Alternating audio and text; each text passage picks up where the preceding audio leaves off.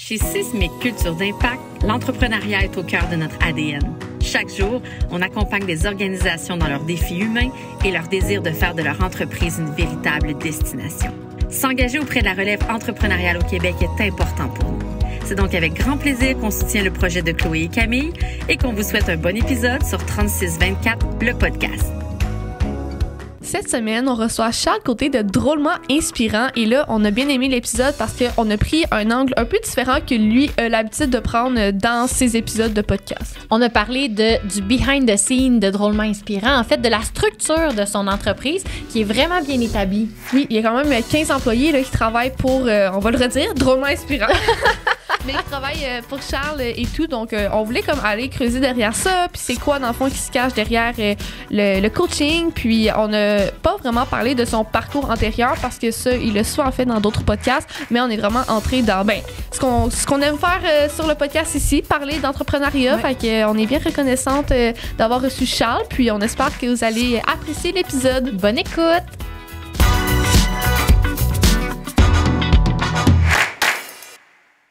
Oui. Allô Charles? Salut! Comment tu vas? Ça va bien, c'est très plat de dire que ça va mal, hein? Oui, quand même. Ça start le bizarre, on parle depuis tantôt comme la vie est belle. Le podcast passe, c'est comme moins correct. Ouais, c'est drôle, chaque fois que je dis à quelqu'un ça va bien, je suis comme s'ils disent ça va mal. Qu'est-ce que je réponds? Comme, hey, moi j'ai hâte que ça arrive. Mais moi ça va arriver genre avec ma grand-mère.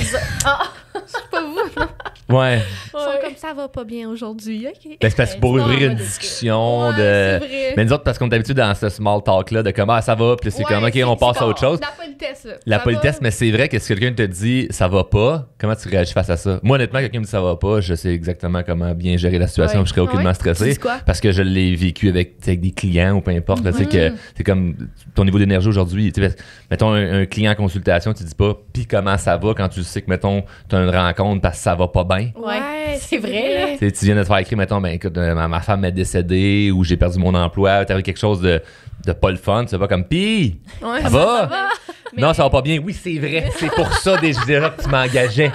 Ça va mal, tu sais. C'est vrai, mais justement, genre, des fois, il y a des trucs difficiles qui se passent dans la vie des gens, puis ça m'arrive d'être confrontée à ces personnes-là, puis je suis juste comme « Allô, il fait beau, hein? » Mais c'est malaisant. Tu veux pas leur dire ça va parce que tu sais que ça va pas. Exact. Ouais, non, c'est malaisant, mais je pense que c'est important de savoir comment gérer ça, parce qu'on va tous savoir à gérer des malaises dans notre vie, là. Ça va arriver de devoir gérer des situations malaisantes, puis il en existe plein, puis je pense que plus que tu en vis des situations malaisantes, puis que tu la gères le mieux que tu peux, plus tu deviens confiant après ça socialement. C'est un sujet que je parle beaucoup, là, d'être confiant socialement, parce qu'on vit en société où on n'a pas le choix d'interagir avec les autres, puis d'être confiant, puis de bien s'exprimer, parce que tu te fais mal comprendre, c'est pas la faute nécessairement de l'autre, c'est toi qui a mal communiqué ton message.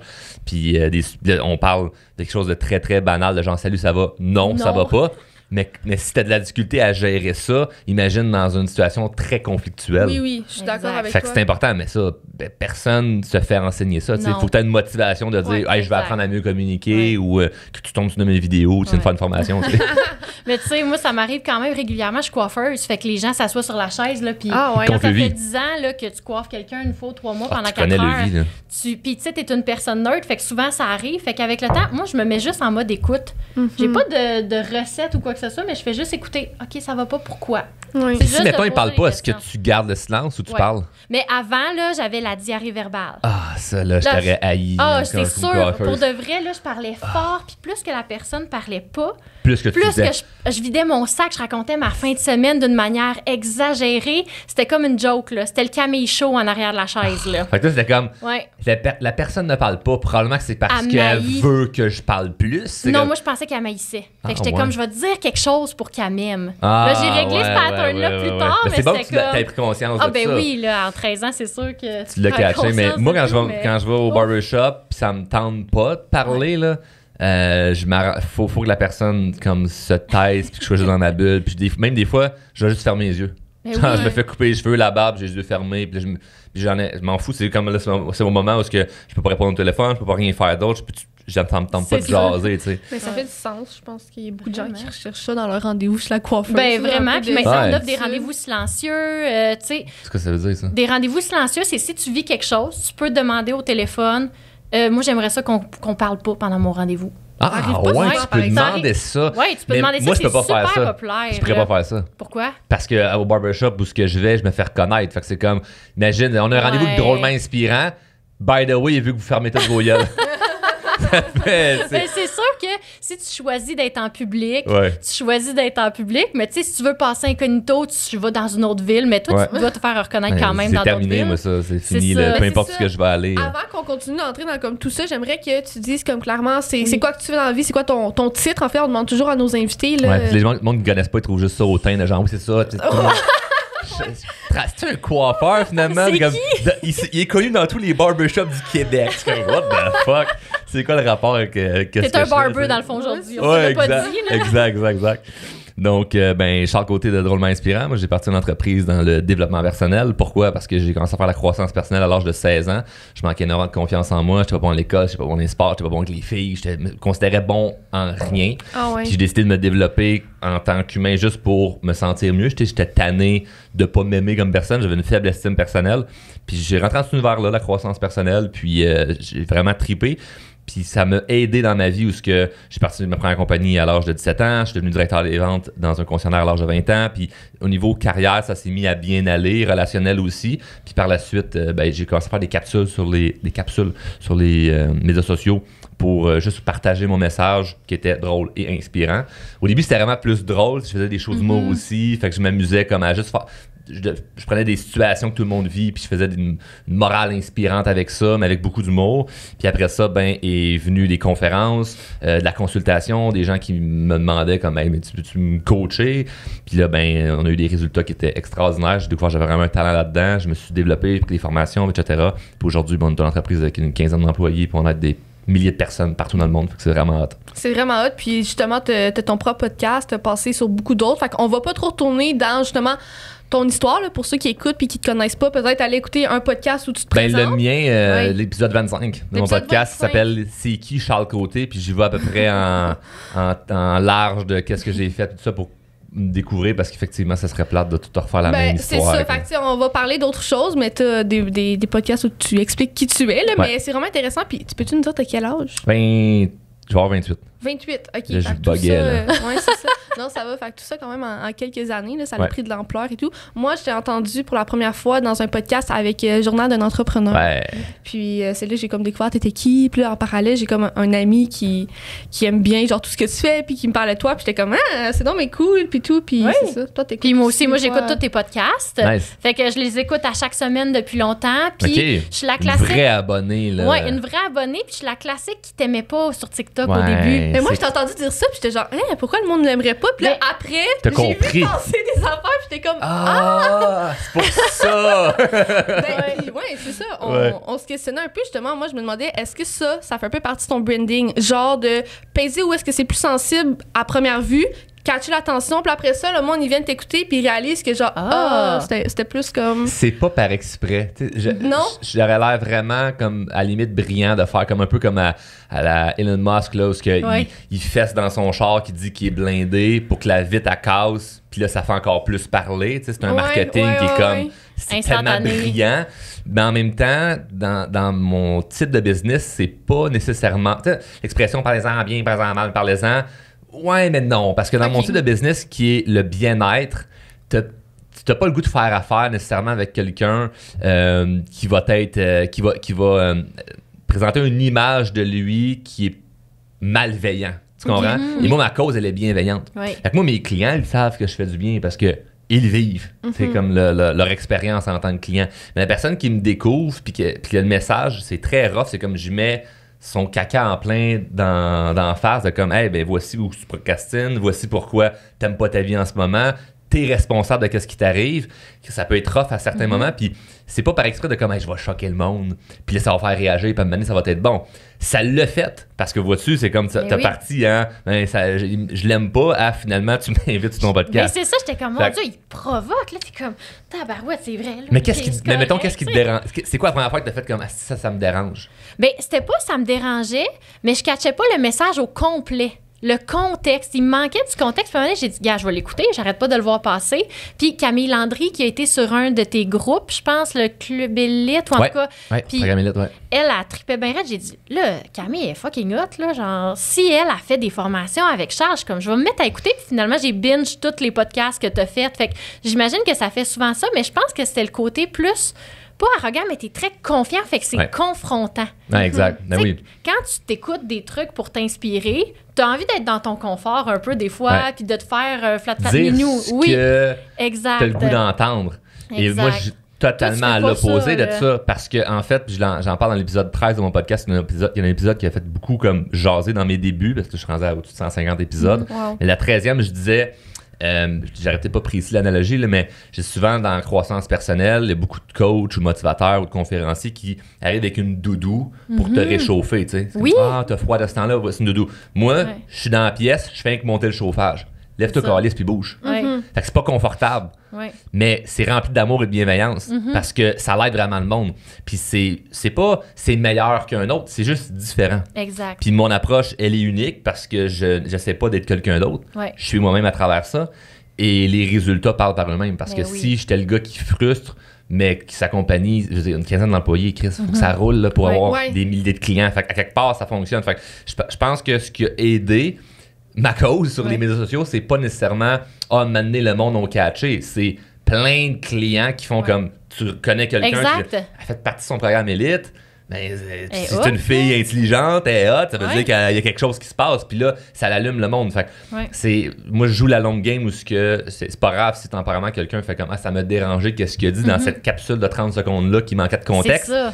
Une fois que tu vas comprendre le contexte puis rencontrer des gens qui vont faire comment cette personne-là est sharp puis ça l'a aidé, ce qu'elle a fait avec lui, ben c'est là que tu vas être intéressé un peu plus loin. Exact. Et 100% des gens qui, mettons, hate ou même pas sur les médias sociaux n'ont pas écouté un épisode de podcast au complet. C'est sûr. Mais ça, c'est même avec tout, là. Genre, moi, des fois, je trouve ça un peu... Je leur en veux pas. Parce qu'en même temps, ça fait partie du jeu aussi. Faut que je me fasse découvrir. Sur les médias sociaux, il y a du stock. Fait que, évidemment que si j'étais juste OK, mais je vais faire comme toutes les autres, puis je vais juste être super, super, super gentil, puis jamais déranger, à défaut de ne pas être moi-même parce que je veux pas déplaire, ben je passerais sous le radar, puis on remarquerait pas. Puis au final, ça reste quand même que malgré le fait que j'aide beaucoup de gens, oui, parce qu'il y a du talent, c'est-à-dire, moi, je suis talentueux en tant que coach, mais j'ai également des coachs que j'embauche qui sont talentueuses dans leur sphère de profession.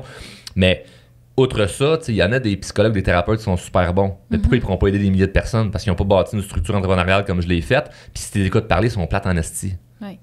Et ça n'enlève rien à leurs compétences. Mais ils sont plates à entendre. Oui. Il n'y a rien de fun là-dedans.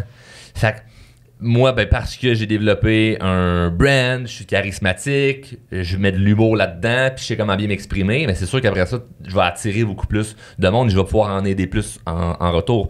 Fait que tout ça est vraiment comme super le fun, mais ça vient avec l'autre côté de la médaille, qui est, des fois, ça se peut qu'il y ait du monde qui t'aime pas, mais c'est seulement temporaire, parce que moi, je le sais sur le long terme que ce que je fais, c'est bien. Fait que c'est pas comme si j'avais un type de contenu comme j'ai en ce moment, mais que j'avais une entreprise, mettons, je sais pas, moi, je suis propriétaire d'un bar de danseuse. Tu comprends? Parce que là, tu fais comme socialement, c'est mal vu. Puis en plus, quand tu t'exprimes, tu choques le monde. Là, il n'y a rien pour t'aider, le Charles. C'est comme, non, mais socialement, je choque certaines personnes. Mais de l'autre côté, il y a du monde qui voulait se suicider. Puis là, aujourd'hui, ils sont en vie. Il y a du monde qui avait perdu le job. Aujourd'hui, ils sont millionnaires. Il y a du monde qui n'avait pas confiance en eux. Puis aujourd'hui, ils ont confiance en eux. Fait que c'est comme, j'ai aidé tellement de monde qu'à un moment donné, c'est comme, tu te détaches de mais il y a du monde qui n'ont pas compris tout le message, puis tu fais comme tu regardes toute la quantité de gens que tu as aidés, puis c'est magnifique. Fait que moi, je tripe à faire ce que je fais. Je pense que tout le monde qui a du succès dans la vie provoque d'une manière ou d'une autre. C'est inévitable. Si tu vas déranger certaines personnes si tu as du succès, fait au bout de la ligne, c'est quétaine, mais tant que tu sois toi-même, c'est correct parce que tu te perds pas dans tes mensonges, puis dans ton rôle, puis dans ton ci, puis dans ton ça. Fait que si c'est toi, moi, je pense que c'est vraiment correct. Puis là, j'ai plein de questions qui me pop. Mais la première, c'est comme, moi, j'ai vu passer des fois des genres de coach en ligne, puis là, finalement, tel se fait arnaquer, puis ci, puis ça, toi, moi, c'est ça qui m'est arrivé. Ben oui, avant. Moi, j'avais complètement arrêté le développement personnel. À cause d'une mauvaise expérience. Oui, à cause d'une solide... c'était Eliane Gamache-Latourelle, la jeune millionnaire. Ouais. J'étais embarquée dans son programme. Là, j'étais supposée être une future millionnaire. Il fallait que j'y donne 5 000 $. Elle m'avait fait venir à Montréal dans son condo, genre au centre-ville. Elle m'avait... T'as donné 20 000? Non, j'ai pas donné 20 000. 5 000. Non, 5 000, mais c'était quand j'avais perdu mon autre salon de coiffeur. Bref, j'ai eu toute une histoire, là, fait que tout le monde au podcast le sait, là. Fait que c'est ça. Fait que bref, j'avais perdu beaucoup d'argent, j'avais perdu mon commerce, puis j'étais partie avec une dette de ce commerce-là, puis je lisais ses livres. Elle avait écrit 2 livres, là. Ouais. C'était une pharmacienne, là, avec Mark Fisher. C'était super bien. Quand même. Ouais, quand même, là. Puis elle travaillait avec David Bernard beaucoup, qui est dans le développement personnel aussi. J'avais fait un week-end avec David Bernard, puis j'étais embarquée dans son programme Les Futurs Millionnaires. OK. Et puis là, il fallait qu'on lui donne de l'argent. Puis moi, j'étais endettée. J'étais en train de me séparer finalement. J'avais un enfant de 3 ans. Ça n'allait pas du tout. Puis là, on me demandait plus d'argent. Puis j'y arrivais juste pas. Puis là, j'avais pris une marge, mais il m'avait refusé la marge. J'aurais loadé ma marge. Puis après ça, j'étais juste comme, non, moi, c'est fini. Puis personne va me dire comment vivre ma vie. Le développement personnel, là, c'est over, là. Fait que ma question...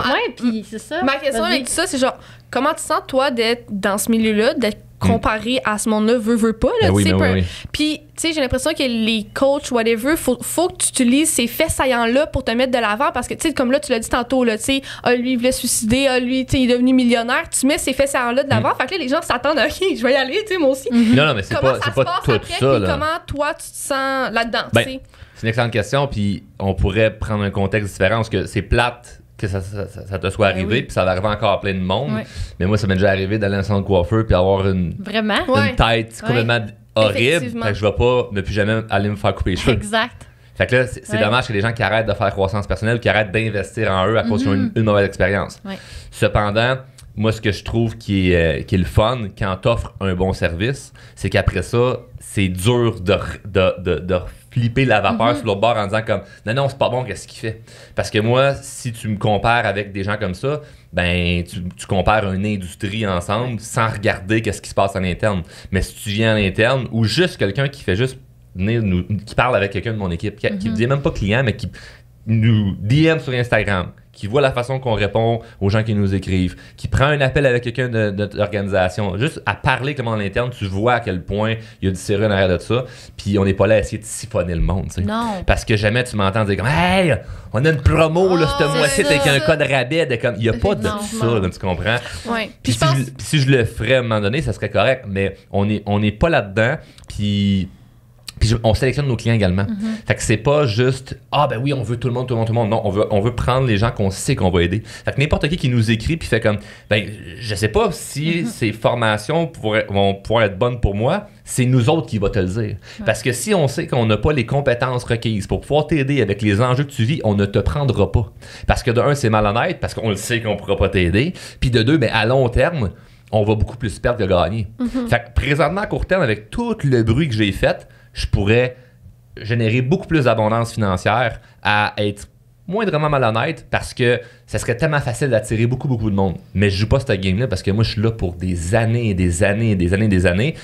Parce que de un, mais je suis une personne honnête puis je veux faire le bien. Puis de deux, mais je comprends que d'un point de vue entrepreneurialement parlant, si je fais juste faire des coups à court terme pour comme tout de suite aller chercher l'attention, aller chercher de l'argent, à long terme, je vais tout scraper ça. Puis plus que perdre après ça en abondance financière, perdre ton nom. Ça fait des années que tu viens encore de parler d'elle.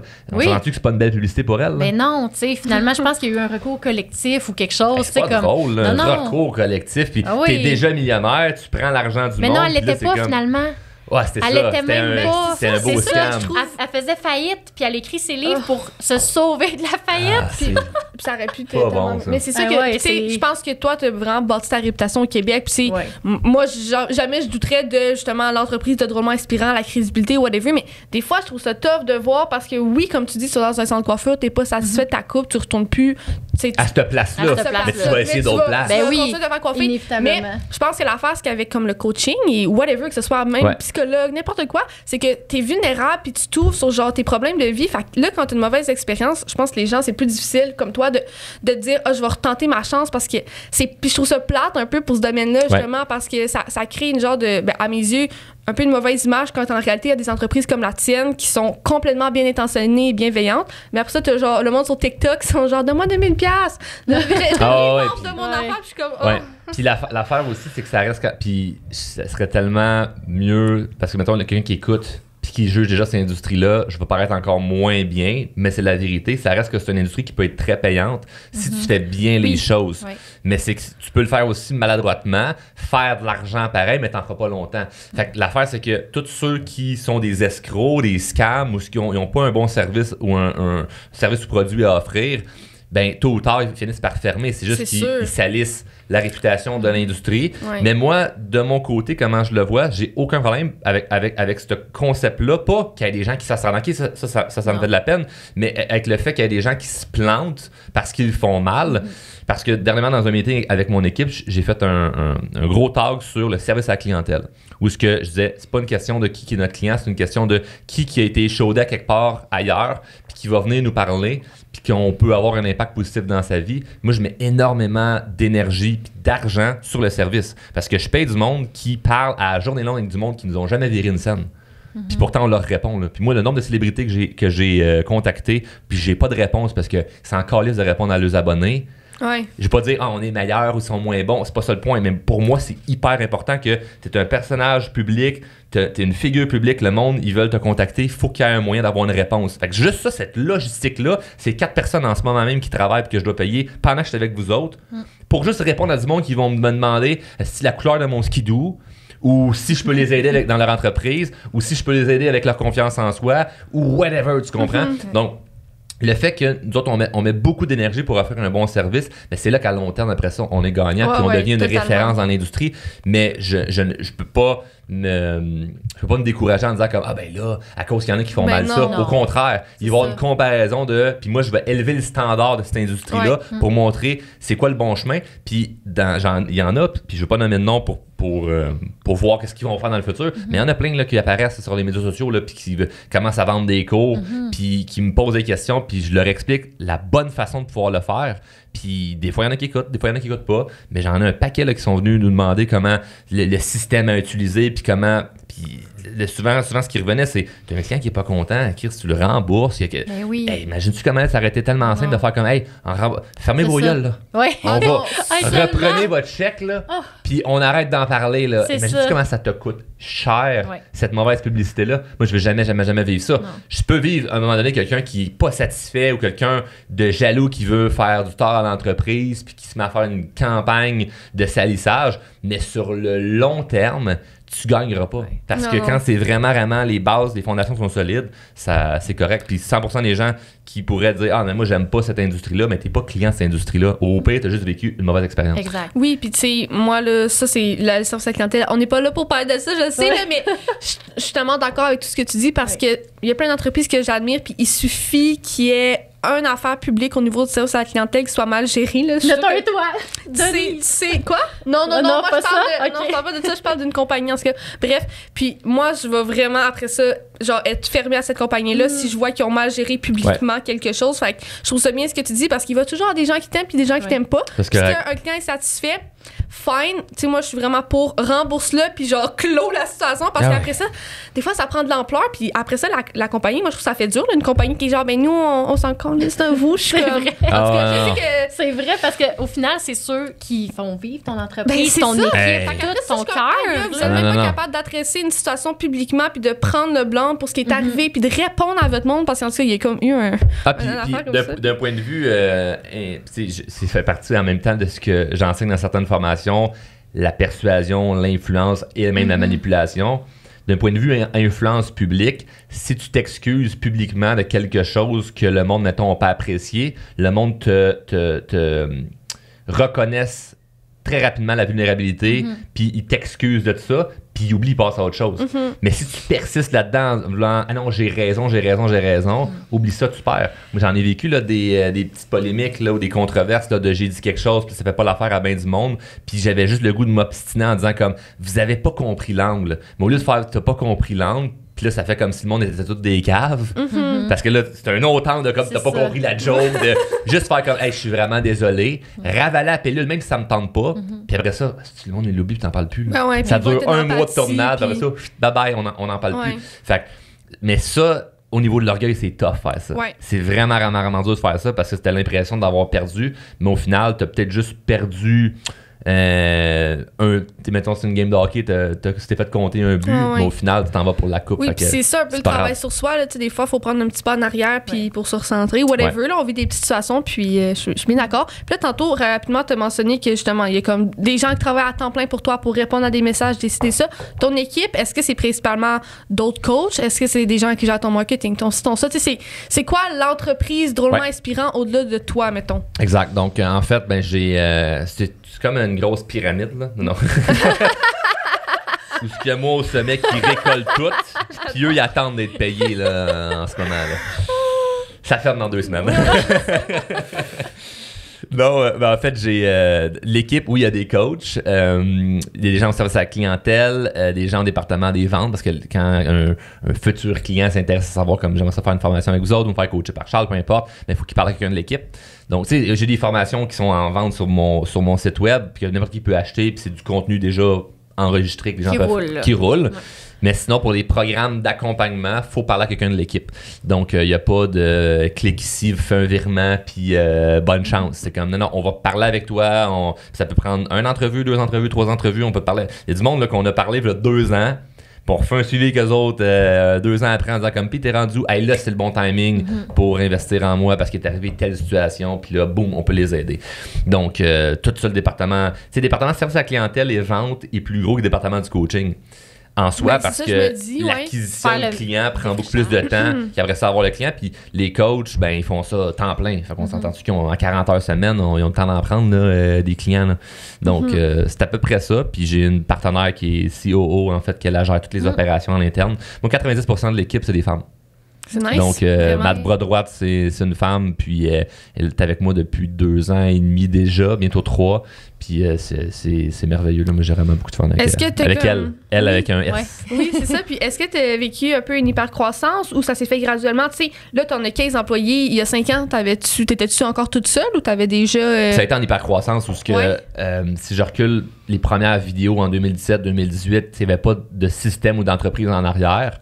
Puis c'est vraiment en 2020 que là, ça l'a explosé. La COVID, genre? Tout le monde à la maison. Ouais, tout le monde à la maison. J'étais déjà sur Zoom. Puis là, c'était comme, let's go. Puis sur Facebook, je faisais pas de publicité à ce moment-là. Puis Facebook, c'est comme un enchère, là, les ads Facebook, où si j'en mets dans mon domaine, puis quelqu'un d'autre en met aussi, Facebook va attribuer... Je sais pas si c'est encore comme ça aujourd'hui, mais en tout cas, il y a un moment où si tu en mettais plus que l'autre en compétition, disons ça comme ça, tu t'apparaissais plus. Mais là, pendant COVID, ce que le monde y faisait, le monde avait tous peur. Fait qu'il en mettait pratiquement plus d'argent. Fait que moi, j'ai commencé à en mettre à ce moment-là, puis je me suis fait voir beaucoup. Puis le message était bon. Puis là, je donnais des conférences gratuites. Fait que ça attirait plein de monde. Puis après ça, je fais proposer un produit ou un service. Puis c'est là, tranquillement, pas vite, que là, on a commencé à faire l'acquisition de clients. Puis c'est quand j'ai commencé à vraiment... charger le monde, tu sais, à avoir vraiment des vrais clients qui te payent puis qui échangent de l'argent contre ton service, que là, ça allait exploser parce que le bouche-oreille a embarqué là-dedans. Puis là, ça se faisait de comme, j'ai fait affaire avec ce gars-là, ça m'a aidé. Puis là, ça commençait à jaser. Puis moi, ce que je demandais aux gens, c'est si t'es heureux de comme refaire, tu sais.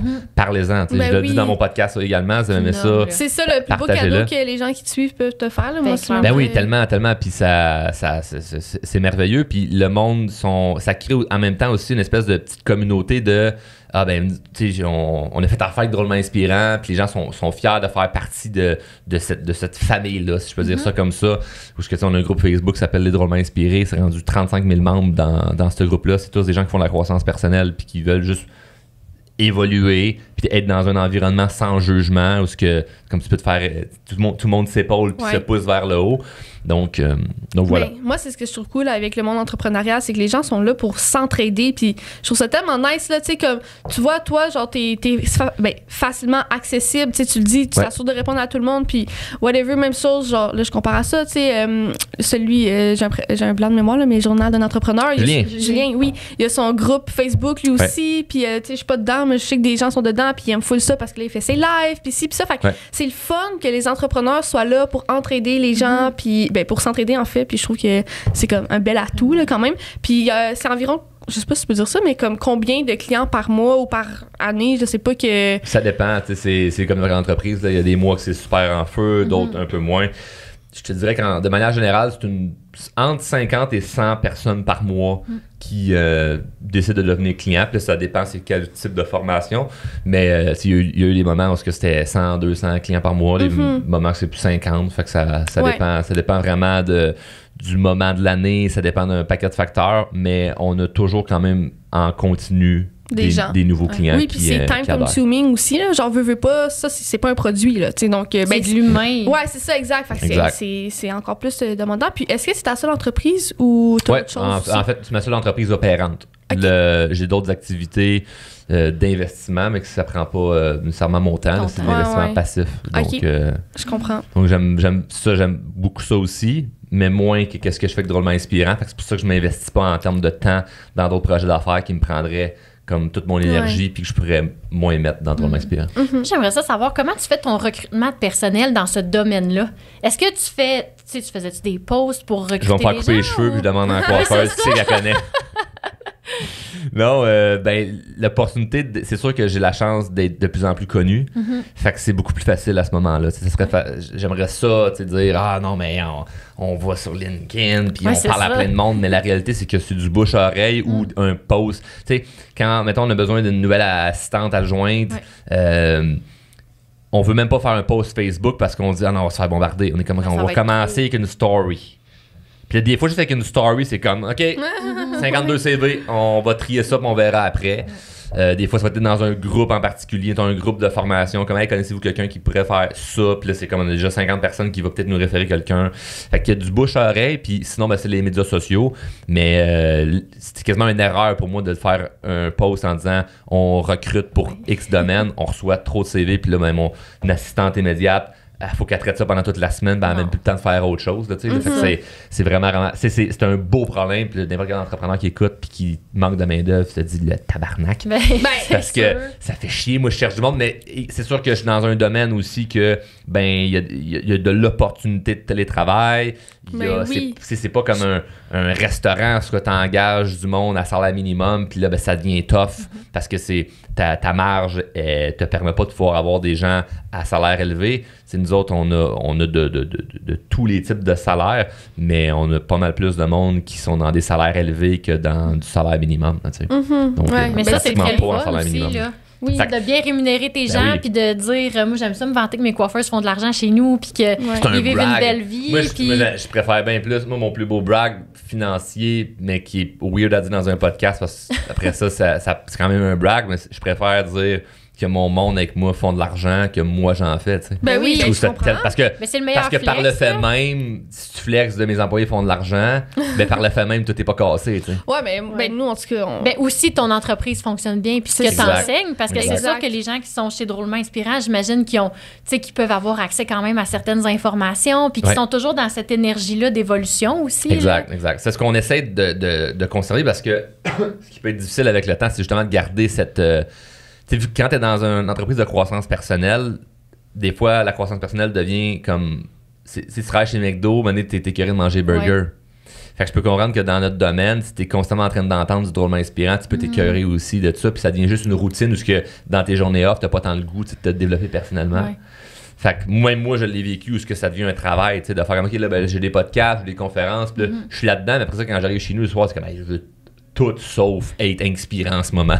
J'ai le goût juste d'être un humain normal qui est écrasé sur le divan et qui mange des chips en bobette. Là, là. Mais toi, je donne cette image-là, même si c'est pas ça que je fais. Là, mais ça peut être ça aussi. Est-ce que toi, tu fais du développement personnel, genre détaché de Drôlement Inspirant? Est-ce que tu es dans des groupes d'entrepreneurs, whatever, ou t'as pas tant de temps en ce moment? Non, je fais quand même pas mal de réseautage. J'aime ça d'être dans des groupes d'entrepreneurs.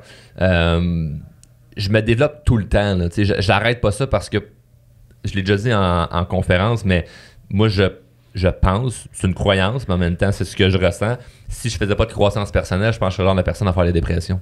Ah ouais. Parce que j'ai pas nécessairement le bonheur facile, j'arrive pas en étant comme... Puis souvent...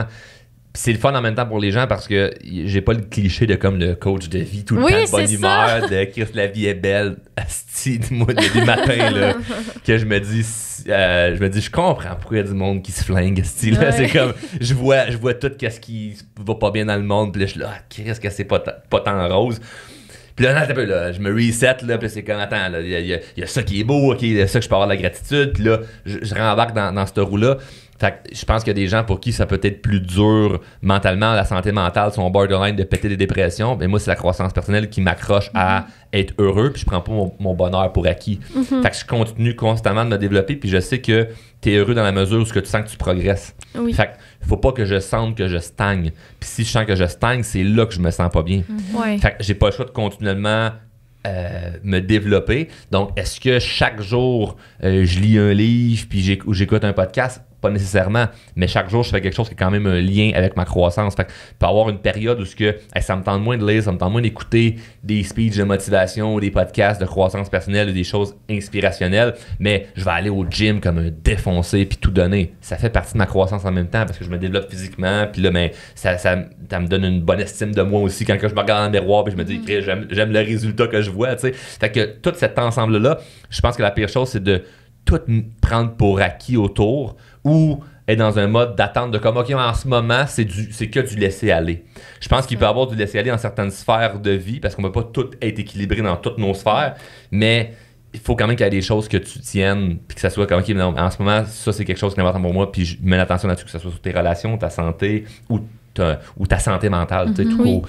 Donc, c'est vrai, ça fait c'est tellement important. Puis je pense que ça fait en sorte que notre entreprise, on est cohérent ou on encourage tout le monde dans notre business à se développer également parce que c'est ironique de dire je travaille dans une entreprise de croissance personnelle puis j'en fais pas. Donc on s'entend que c'est un prérequis à la base de faire la croissance personnelle, vous venez travailler chez nous. Mais une fois quand même ça c'est fait, c'est sûr que t'as des problèmes peut-être qui sont pas réglés, t'as des enjeux que tu dois gérer. Puis moi aussi. Fait que ça fait partie de la vie. Puis je pense pas qu'il y a des gens qui l'ont nécessairement tellement plus facile que d'autres. Certes, il y a des inégalités, mais moi, que j'ai un problème, je m'assure de le régler. Puis comment je le règle? C'est évidemment en grandissant comme personne, parce que tu peux pas régler un problème si t'es pas devenu cette personne-là pour le régler. Ça paraît tellement bien de dire ça, mais c'est vrai, c'est comme quelqu'un qui est capable de gérer une situation, c'est que t'es pas à la hauteur de cette situation-là. Si tu surmontes cette situation-là, tu gagnes confiance en toi, puis tu te sens bien, c'est comme, hey, j'ai réussi à régler telle situation, maintenant je peux encore aller plus loin. Ouais. Puis des fois, c'est que t'en as que t'es pas prête à ce moment-là, puis c'est très gros, puis c'est partie de la vie. Ça, c'est tellement vrai. Est-ce qu'il y a des niveaux de croissance personnelle comme le step 1, c'est ça, le step 2, c'est ça? Je viens de podcast là-dessus dernièrement, c'est drôle. Ouais, quelqu'un m'a posé ça comme question à mon podcast. Je fais des fois du Q&A, fait que je réponds aux questions des abonnés, puis quelqu'un m'avait dit ça, y a-tu comme une échelle de niveau? C'est ça, comme tu commences, là, c'est... Non, parce que, en fait, il y a une chose qui est super importante, c'est est-ce que tu es coachable? Quelqu'un qui est pas coachable, c'est niveau 0. C'est ça. Tu sais, mon oncle Gaétan qui est comme, moi, je sais comment ça marche, puis je sais quoi. Non, tu sais pas, tu sais. Donc, en partant, être coachable, puis le deuxième, c'est d'être cohérent. Donc, si tu es coachable et cohérent, c'est-à-dire que la cohérence, c'est que je sais qu'est-ce que je dois faire et je le fais. Puis être coachable, c'est une ouverture mais je me mets pas au-dessus de tout parce que moi, j'ai compris. Fait que, moi, ça serait facile parce que j'ai une entreprise là-dedans, parce que j'ai déjà aidé beaucoup de monde de faire non, attends un peu. Moi, je le sais. Quand, en ce moment, si, mettons, en ce moment, je me sens fatigué ou plus, mettons, on va dire, déprimé une journée ou une semaine, pas besoin de personne, moi.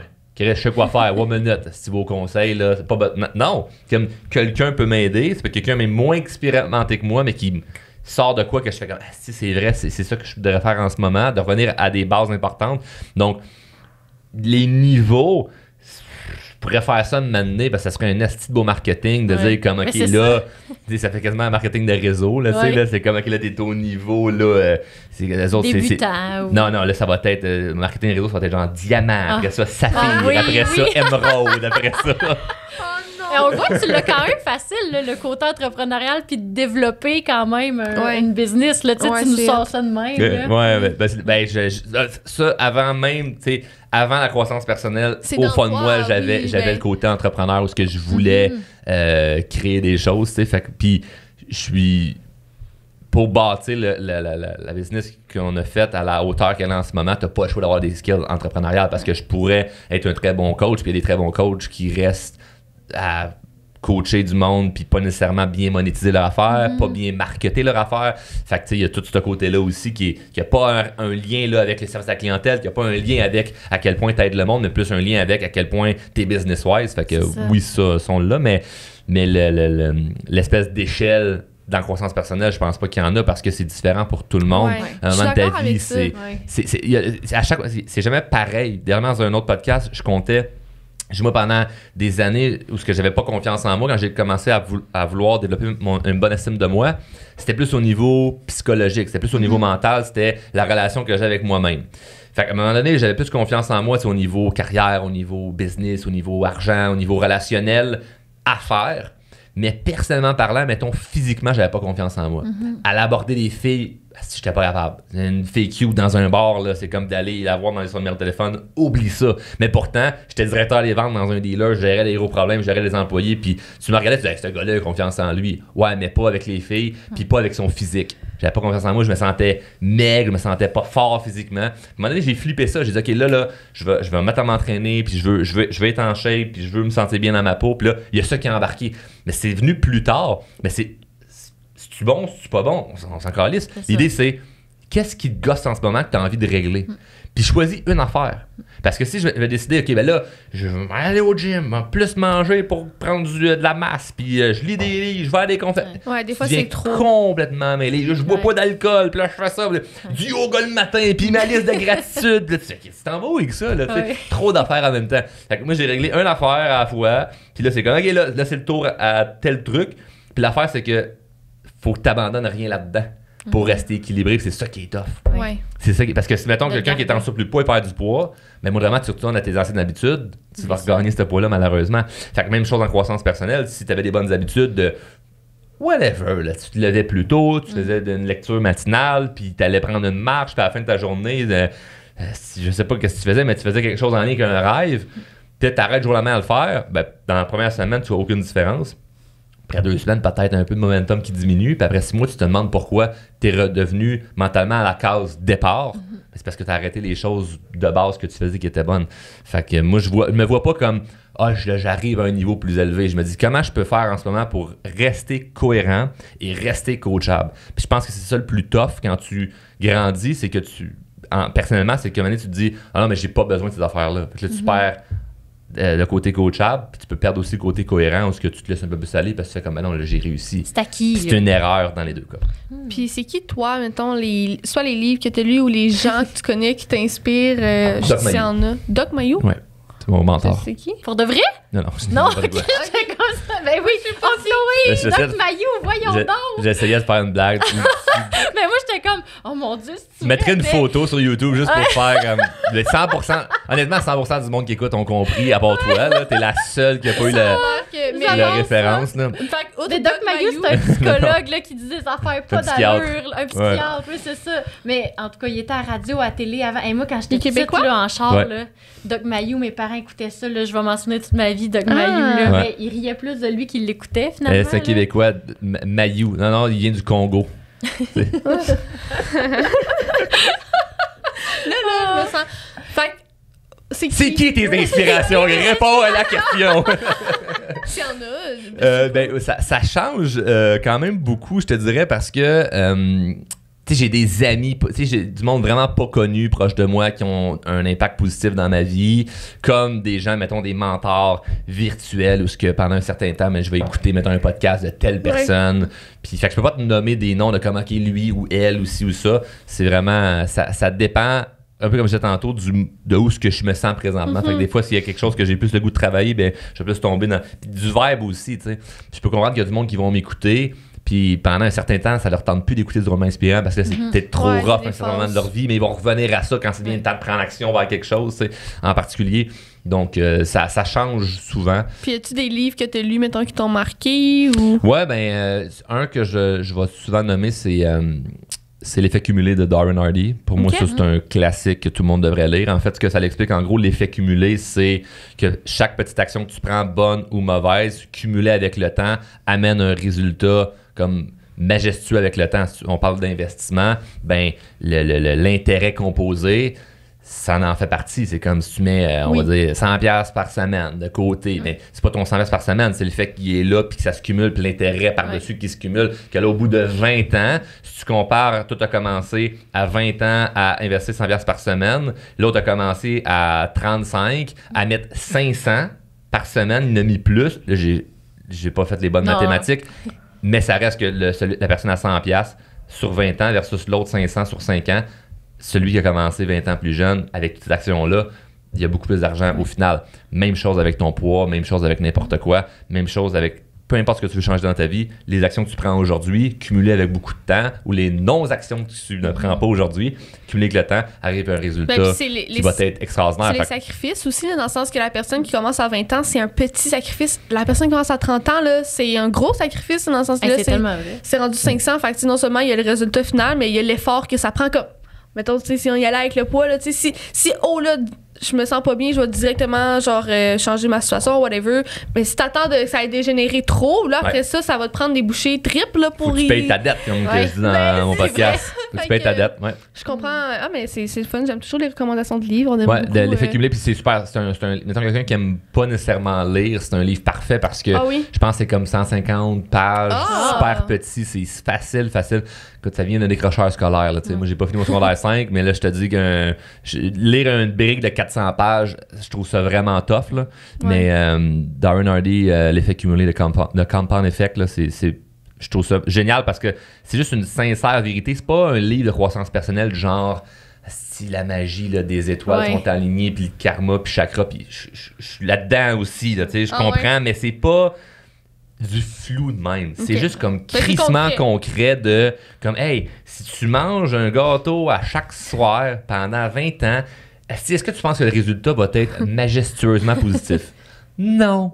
C'est la logique. C'est de la logique, mais il te l'explique d'une façon que je trouve vraiment, vraiment inspirante et impactante. Fait que ça met des mots, puis moi j'aime toujours ça. Ouais, un livre, ça a des mots, effectivement. T'as bien raison. Ça met des mots sur les situations ou sur ta façon de comment tu te sens. Là, exact. C'est bien. Puis là, t'as l'air d'être très occupé. Comment tu vis, mettons, ta vie personnelle? Est-ce que t'as des enfants? Ouais, j'ai des enfants. Moi, je suis papa. Puis en ce moment, ça occupe quand même une bonne partie de ma vie parce que je m'arrange pour être un père assez présent. OK.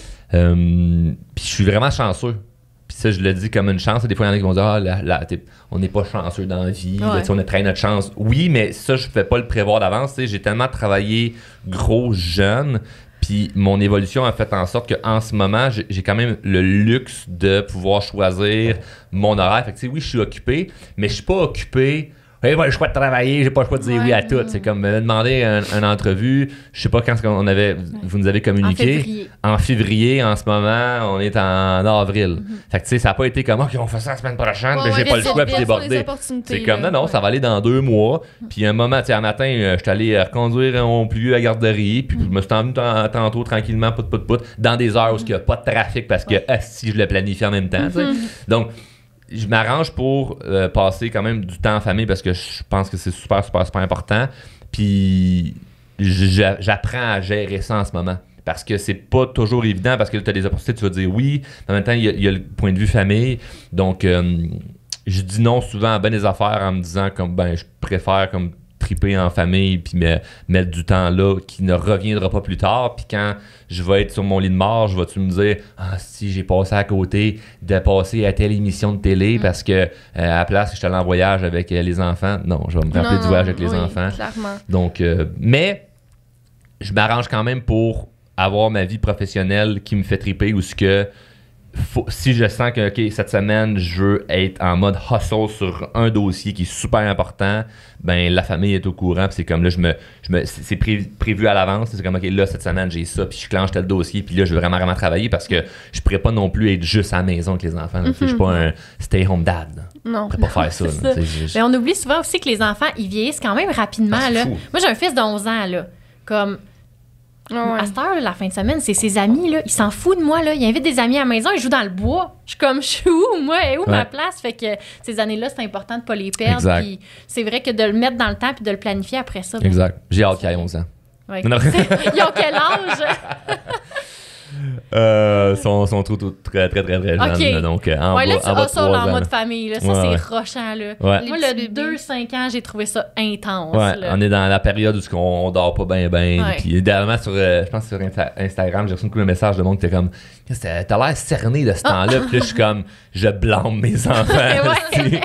Moi, ça va bien, mais les autres, la nuit, ils nous réveillent. Mais c'est tellement merveilleux. Mais non, mais pourquoi je suis chanceux, comme je disais tantôt, c'est que si je repense maintenant à mon ancienne vie, moi j'ai comme l'impression d'avoir eu plein de vies. Mon ancienne vie où ce que j'avais un job, puis mettons ça serait ça en ce moment, ma vie, où ce que je grind pour bosser drôlement inspirant en même temps d'avoir les enfants, ça serait vraiment, vraiment, vraiment hard. Tandis que là, je commence à travailler super fort, mais je peux quand même surfer la vague où ce que si je travaille pas pendant une semaine, ça s'écroule pas, là, cette histoire-là. Tandis que quand j'avais une job, je travaillais pas pendant une semaine, mais cette paye-là que j'avais pas faisait en sorte qu'il n'y a pas de pain sur la table.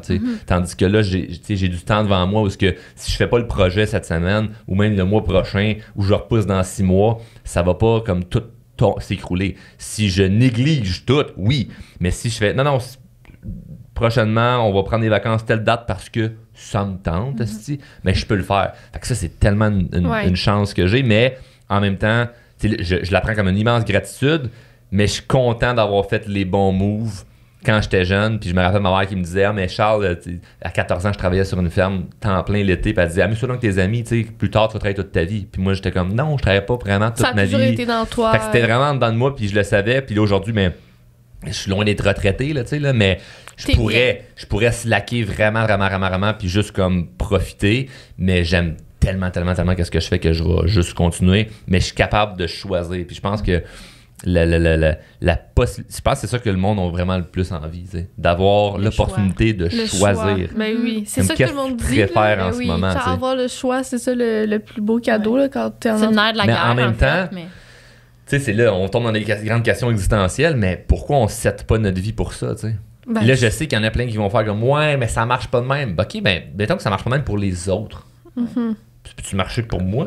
On est bien égoïste. Là. Non, j'enlève rien aux autres. Là. Mais toi, qui écoute présentement qui fait comme ouais, mais c'est pas possible. OK, peut-être pour les autres qui, eux, disent que c'est pas possible. Mettons que toi, tu veux vraiment, là. Il y a peut-être quand même certaines variables que tu peux changer, mais là, si tu as déjà les enfants, tu es déjà embourbé de plein d'affaires, c'est sûr que ça sera pas évident. Là. Mais ça n'a pas été évident non plus quand, dans mes débuts, j'ai dû vendre ma moto que j'adorais parce que j'avais plus d'argent. Ça n'a pas été facile non plus quand j'ai perdu ma job en même temps d'avoir une maison. Il y avait plein de situations qui n'étaient pas faciles. Le rejet, faire rire d'un projet, c'est comme... Il y a plein d'affaires. Il n'y a rien qui est facile. En fait, la personne en ce moment qui écoute et qui dit « J'aimerais ça vivre, qu'est-ce que tu vis, Charles? » Moi, c'est pas facile. Je suis d'accord avec toi, c'est pas facile. Mais ce que j'ai vécu aussi, c'était pas facile. Puis en ce moment non plus, les affaires pas faciles. Comme il y a rien de facile, mais choisis ton difficile que tu préfères. Fait que moi, je préfère en ce moment des fois avoir des appels parce que je dois négocier des affaires, où je dois m'obstiner avec du monde sur des trucs où je me casse la tête pour régler une situation, puis c'est vraiment anxiogène, c'est vraiment stressant, puis dire c'est pas facile. Moi, je préfère ce pas facile-là que le pas facile de m'en vais à la job un matin, j'aime pas ce que je fais. Mais les deux sont pas faciles, tu comprends? Et la personne qui va à sa job, qui elle l'aime pas, ben, elle dit aimerait ça avoir ce que tu vis, Charles. Peut-être qu'elle prendrait pas là, l'appel que je dois régler, tu comprends? Ou l'appel, c'est une caricature de choses que je dois gérer dans la position où je suis présentement.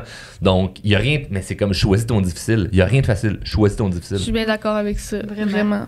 Je dirais moi, pas le contraire. Je relate beaucoup avec James, puis tout le kit, puis toute l'histoire. C'est ça, là. Fait que je relate à ça. Tu sais, des fois, c'est pas facile, mais tu le fais pareil parce que le difficile est plus le fun que de pas le faire. Ça m'appelle plus, au final, je pense que c'est dans toi, puis ça revient peut-être à comment tu fais ta sélection, là, peut-être pas non plus, mais tu sais, il y a des gens que c'est dans eux de se victimiser à la journée longue, puis de ma vie, c'est pas facile, puis je changerai jamais, puis il y a des gens, tu sais, qui... Comme moi, par exemple, comme toi probablement, que ben t'es le maître de ta vie, dans le sens que oui, il y a des questions de chance, il y a des contextes, mais comme au final, moi, j'ai confiance que je peux faire ce que j'ai envie de faire. Puis tu sais, si j'ai envie d'avoir le choix toute ma vie, je vais l'avoir, le choix toute ma vie, là, dans le sens que... Puis il va t'arriver des affaires que t'as pas choisi que ça l'arrive, mais tu choisis... Ta réaction, tu choisis comment tu réagis. Je veux dire, moi, je peux réécrire un livre sur toutes les affaires qui me font chier. Tu comprends? Je pense que j'aurais plus de facilité à écrire un livre sur qu'est-ce qui me fait chier que qu'est-ce qui me rend heureux. Comme n'importe qui, tu comprends? C'est comme... L'enfant la nuit. Ouais, c'est ça. Le titre, ça serait ça, là, tu sais, là. Laissez-moi dormir, câlisse. Puis dans la préface, c'est un message à mes enfants. Je vous aime tant. Dédié à exact. Mais c'est comme... Il y a plein d'affaires qui sont pas évidentes, qu'on ne veut pas avoir, mais mettons que tout le monde s'est envoyé un paquet de marde, puis tu sais, si on est dans un film présentement, puis que tout le monde se fait filmer, puis on fait juste enregistrer à un moment donné, puis on fait juste comme un remake de tous les moments de ta vie que ça n'a pas été facile, puis voir ta réaction versus quelqu'un de similaire, là.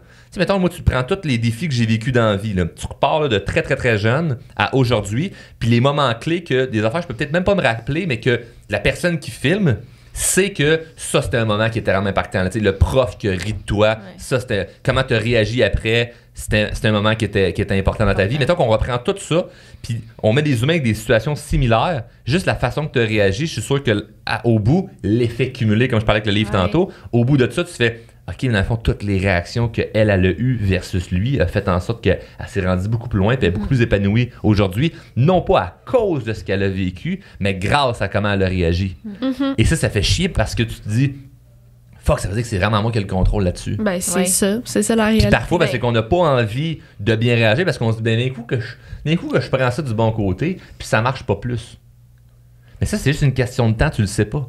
Parce qu'un défi, ça veut pas dire que tu réagis bien, puis 2 secondes après, il est disparu. Là. Ça peut durer pendant 1 an, 2 ans, 5 ans, 10 ans, mais au bout de ta vie, moi, je suis convaincu que si tu réagis mieux, pas parfaitement, pas « Oh yeah, je suis normal, ça va bien », mais juste comme tu réagis mieux à ce qui t'arrive, tu as plus de chances que ça se produise bien à long terme. Ben, je pense aussi que c'est comment tu te conditionnes à être, dans le sens que si chaque fois que tu fais face à une situation difficile, tu as une réaction positive, peu importe c'est quoi le outcome après, tu te conditionnes à comme, ben, voir le bon côté de la médaille, puis comme accepter certaines réalités plus difficiles, mais pareil, avancer, puis ci, puis ça, puis être résilient. Là, fait que, exact. C'est d'être positif en soi. C'est de développer son côté positif, puis encore une fois, c'est pas évident, puis je le sais parce que je ne suis pas quelqu'un de facilement positif de nature. J'ai pas ça en dedans de moi, voir le bon côté des choses. Fait qu'il faut vraiment que je le travaille. La personne qui écoute puis qui fait « Chris, moi, je suis pas quelqu'un de positif dans la vie. Asti, je suis comme toi. » Tu comprends? Je suis plus proche du mon oncle Gaétan qui chiale que du gars Asti super de bonne humeur. Mais c'est juste que ça démontre qu'il n'y a pas d'excuse à avoir. Là. Non. Fait que ma première réaction, souvent, c'est de sacrer. Ma deuxième réaction, c'est « OK, qu'est-ce que je peux faire pour virer ça à mon avantage? » Ouais, c'est ça. Mais règle ton problème après. Puis, est-ce que ça serait dans tes ambitions d'écrire un livre un jour? Probablement, mais présentement, je vois pas. Ben, je me suis proposé par plusieurs maisons d'édition d'écrire un livre. Puis, je voudrais vraiment, la journée où je vais le faire, je veux que ce soit quelque chose qui va vraiment comme être wow plutôt que on va le faire parce qu'il y a une demande. Ouais. Il y a plein de monde qui me demande toutes sortes de formations, puis je les fais pas parce que je me dis, j'ai peut-être pas le niveau de compétence que je sais que je dois avoir pour faire ça, mais je pourrais le faire juste parce qu'il y a de la demande. Tu comprends? Ben, un livre, c'est la même affaire. Je pourrais dire à un ghostwriter, écoute tous mes podcasts, si fais un livre avec ça. Puis ça serait super facile, tu sais. Mais je trouve qu'il manquerait peut-être un petit quelque chose. Fait que pour le moment, non, mais peut-être éventuellement. Oui, ben je comprends. Pour Drôlement Inspirant, qu'est-ce qui s'en vient? C'est quoi ta vision, mettons, dans 5-10 ans de Drôlement Inspirant? C'est dur de dire dans 10 ans parce qu'il y a tellement d'affaires qui peuvent arriver, mais dans un monde parfait, idéal, ben, c'est de continuer à faire ce que je fais en ce moment puis juste grossir pour aller toucher encore plus de monde. Dans ce moment, on est très, très, très fort au Québec. On commence à se faire connaître de plus en plus en Europe, mais c'est d'être partout dans la francophonie. Là. Moi, rien de moins que d'être la compagnie de croissance personnelle la plus grosse dans la francophonie. Là.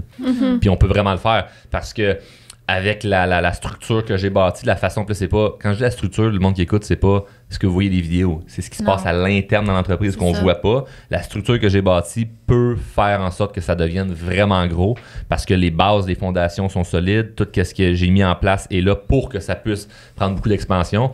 Mais je le fais d'une manière où je veux que ça se fasse bien. Fait que je pourrais prendre beaucoup d'expansion, mais brûler tout mon monde. Ou ce que 3 fois mes employés partent en dépression parce que si je leur en demande trop, je suis pas plus gagnant. Si on se met à prendre n'importe quel client juste parce que le chèque est là, on va se brûler. Donc, je le fais vraiment comme étape par étape à grossir pour que l'expansion se fasse bien. T'sais, j'ai eu une croissance fulgurante en termes de personnalité publique où ce que je suis passé de on sait pas t'es qui à le monde me demande des photos aussi à chaque jour quand ils me croisent. Puis c'est merveilleux, j'aime ça. Mais au niveau de l'entreprise, je veux pas non plus faire une espèce de gros boom puis que ça soit fait tout croche aux dépens de mes employés puis des clients. Fait qu'on y va vraiment une étape à la fois. On commence tranquillement avec l'Europe, mais vraiment tranquillement, sans rien négliger. Puis on s'assure que tout reste solide le long qu'on le bâtit. C'est un peu comme si tu bâtis une voiture. Tu fais pas comme, OK, les pneus, le volant, c'est là, c'est beau, go! Attends, il reste encore d'autres affaires. Là. T'as pas mis tes lumières. Là. Si tu breaks, l'autre peut te rentrer dans le cul, il te verra pas. Là. Puis ça, est-ce que ça a toujours été dans toi? Parce que, tu sais, t'es un gars qui fonce, qui avance. Est-ce que des fois, t'as le goût là, de dire oui, puis tu te retiens, ou c'est vraiment dans toi de grossir tranquillement? C'est pas de grossir tranquillement, c'est de faire bien les choses. Okay. Parce que en fait, je sens que je vais vite, mais je mets pas les freins. Je m'assure juste de tourner à la bonne place. Fait que, si je compare avec, mettons, de la course automobile, là, tu peux... En Formule 1, tu as l'impression qu'ils vont au plus vite qu'ils peuvent. Ils vont pas au plus vite qu'ils peuvent. S'ils vont au plus vite qu'ils peuvent, ils se mâchent le mur. C'est ça. Fait que c'est juste de trouver le pace parfait pour pas déraper. Fait que c'est vraiment ça. Fait que j'avance vraiment vite parce que mon ambition peut pas faire non, si on prend ça plus relax. Ah, cette semaine, on va dormir. Non, je peux pas faire ça. Mais je peux dire non temporairement à certains projets. Comme ce qui m'enlève quand même beaucoup de distractions, c'est que je dis non à 3/4, plus que ça, c'est 95% des projets qui sont pas alignés comme vraiment drôlement inspirants. Fait que j'ai plein de propositions d'affaires qui sont vraiment le fun, à part des projets d'investissement. Comme je disais tantôt, je fais de l'investissement passif, que ça, oui, ça peut se faire. Mais du monde qui ont des projets comme pour des compagnies opérantes de hey, veux-tu acheter ma compagnie ou un partenariat que tu préfères partir, je vais pas trop là-dedans. Moi, quelqu'un m'arrive avec de quoi de vraiment, vraiment hot. Je regarde, mais je dis non à beaucoup, beaucoup d'affaires. Fait que de dire non à plein de trucs me permet de dire oui à moi-même, à ma famille, à mes employés, à mon entreprise, à mes clients. Fait que je me concentre vraiment sur moi, ce que j'ai envie de prendre comme route et non toutes les distractions qu'on peut t'amener. Puis je pense que c'est ça qui peut être déstabilisant quand tu commences à avoir, je mets des guillemets, du succès. Parce que c'est relatif pour tout le monde le succès, mais c'est que tu commences à te faire demander plein d'affaires. Puis là, t'as le goût de dire oui à tout parce que t'as pas expérimenté c'était quoi de te faire demander plein d'affaires. Fait que là, c'est comme tu as le goût de dire oui à tout ce qu'on te propose, mais en même temps, ça peut te faire déraper. Parce que là, ben, tu peux te faire des partenariats avec du monde que c'est pas un bon fit, c'est juste un buzz du moment. Tu peux faire des affaires avec du monde que finalement, ça te retarde dans toi tes affaires, mais quand tu pensais que ça allait accélérer. Fait que ça, c'est la partie qui est pas évidente, qui est pas facile, parce que tu veux pas dire non à la mauvaise affaire, mais en même temps, tu sais... Gary Vee avait dit non à Uber puis Netflix, là, je pense, une affaire de même. Là, puis c'est encore Gary Vee, là. C'est encore Gary Vee, là. C'est encore lui, là. C'est quoi? Fait que ça y enlève rien, là, à part qu'il y a peut-être 3 milliards de moins là, dans son compte en banque. Mais je veux dire, au bout du compte, tu le sais pas. Puis justement, Gary Vee, je pense qu'il l'expliquait à un moment donné dans un podcast ou peu importe. Que tu dis, mais j'aurais pu dire oui, puis finalement être dans un avion, puis avoir un accident, puis crever. Fait que tu sais pas c'est quoi l'histoire. Évidemment, là, il met un exemple très flagrant, mais c'est vrai, tu le sais jamais. Fait que des fois, tu as l'impression de perdre une opportunité, mais non. Rien n'arrive pour rien. Exact. Mettons, dernièrement, j'avais l'opportunité de faire une conférence en Europe, à Paris, puis j'avais comme une intuition de je le file pas tant que ça. Pas que ça me tente pas d'y aller, ça me tente d'y aller. C'est malade avec un gros stage, puis tout ça, mais. Je me faisais inviter puis je me disais ok, je vais y aller parce que je vais pouvoir aller vlogger en même temps à Paris, ça va être nice, rencontrer du monde là-bas, peut-être me faire des nouveaux clients, nanana. Mais au fond de moi, j'étais comme mais là, si il y a ça avec la famille, je veux prendre plus. Puis là, je vais prendre des vacances cet été, je veux prendre ça un petit peu plus relax parce que j'ai vraiment travaillé en dingue dans les dernières années. Fait que là, c'est un défi pour moi de dire je vais essayer de slacker, pas slacker genre je fais rien, mais plus prendre des vrais congés. Puis je me disais c'est pas cohérent. Si Charles, que tu dises que tu veux te reposer un peu plus, puis là, ben, tu vas prendre des contrats d'aller dans un autre continent, ça fait aucun sens, tu sais. Fait que, tantôt, on parlait de cohérence, ça en fait partie. Fait que là, j'ai dit non, finalement, à ça. Mais d'un point de vue externe, tu dis non à ça. T'es cave, là, tu sais, là, c'est comme une belle opportunité. Mais non, au fond de moi, c'est ce que je file le plus. Puis tu sais pas ce qui aurait pas arrivé là-bas, comme tu sais pas ce qui va arriver ici en ayant suivi mon intuition puis en me choisissant vraiment, à défaut que si tu racontes ça quelque part publiquement, le monde serait comme c'est pas une bonne décision. Oui, mais tu le sais pas. Fait que, encore une fois, ça c'est une autre étape par-dessus, c'est être capable de prendre des décisions en fonction de vraiment de toi-même et non en fonction de qu'est-ce que les autres pourraient penser. Puis en fonction de ce que tu as besoin aussi, parce que ça peut être ce que tu veux, mais pas ce que tu as besoin. Là. Fait que tu as besoin de te reposer. Comment tu nourris ton intuition? Tu développé la question? Ben, mettons... Parce qu'on peut aller... Tu sais, il y a des gens, mettons, là, qui vont avoir des rituels, qui vont juste passer du temps en famille, être à l'écoute de toi. Là. Comment tu fais ça? Est-ce que c'est avec ton développement personnel? Est-ce que c'est, comme tu disais tantôt, selon la sphère que tu travailles, ça te garde connecté? Bien, avec la cohérence de la cohérence, c'est comme je vais faire ce que je sais que je dois faire, mais également avec le repos. Parce que ce que j'ai remarqué, puis là, ça, c'est quelque chose que j'expérimente avec des enfants puis pas dormir, que si tu manques d'énergie, c'est plus dur d'avoir une intuition qui est vraiment comme juste et aiguisée, parce que des fois, tu peux prendre des décisions que c'est plus de l'impulsion. Ça me tente pas de faire ça, ou réagir négativement avec quelqu'un. Fait que l'intuition, moi, je trouve qu'elle est vraiment bien présente quand t'es reposé, quand t'es tout là mentalement. Fait que là, ce que je fais en ce moment, avant, je le faisais pas parce que je bâtissais le momentum. En ce moment, c'est qu'il faut que je garde le momentum puis je maintienne ce que j'ai construit. Donc, si une journée, je me sens vraiment comme à terre, là, j'ai pas de gaz, j'ai pas d'énergie, ma créativité est pas là, je prendrai pas de décision importante. Même si je me dis comme c'était de mon intuition de comme non, c'est comme aujourd'hui, je pense. Et là, c'est tough parce qu'il y a la culpabilité qui peut embarquer de comme si tu procrastines. Mais non. Fait qu'est-ce que je peux faire aujourd'hui qui peut quand même me rapprocher de mes rêves, mais qui me demande pas de prendre des grandes décisions qui peuvent avoir un impact super important. Fait que ça, c'est touché, puis je réponds vraiment personnel parce que je suis quelqu'un qui est capable de prendre beaucoup de décisions.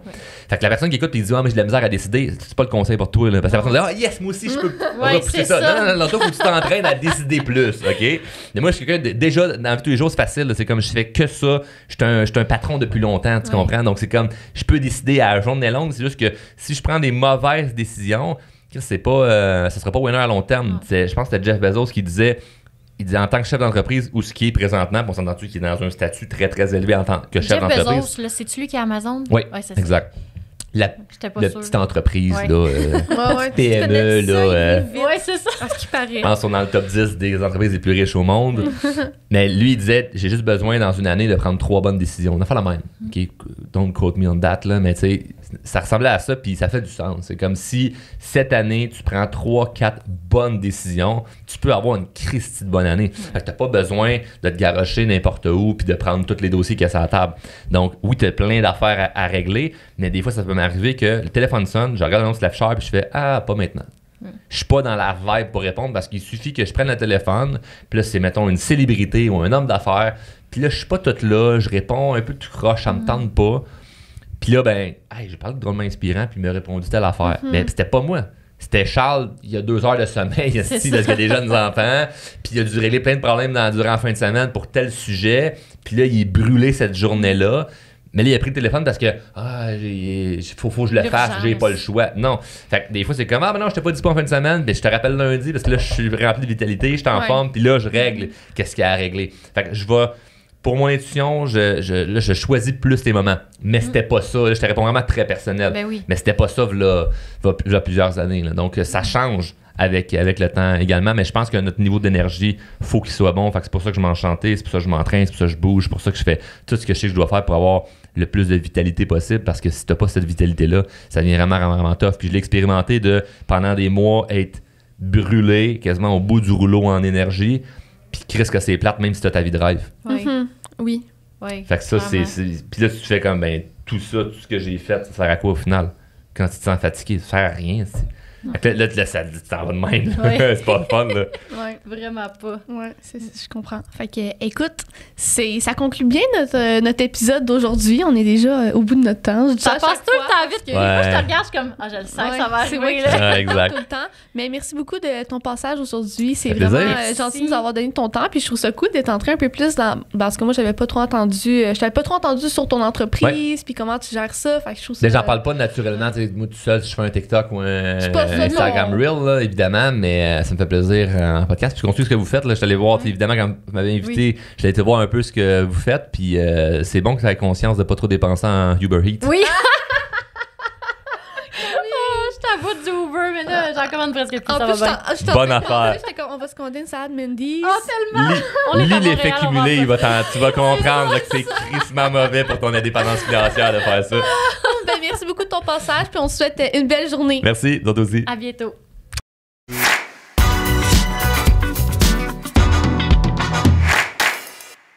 Cette saison de 36-24, le podcast est propulsé par Sismic Culture d'Impact.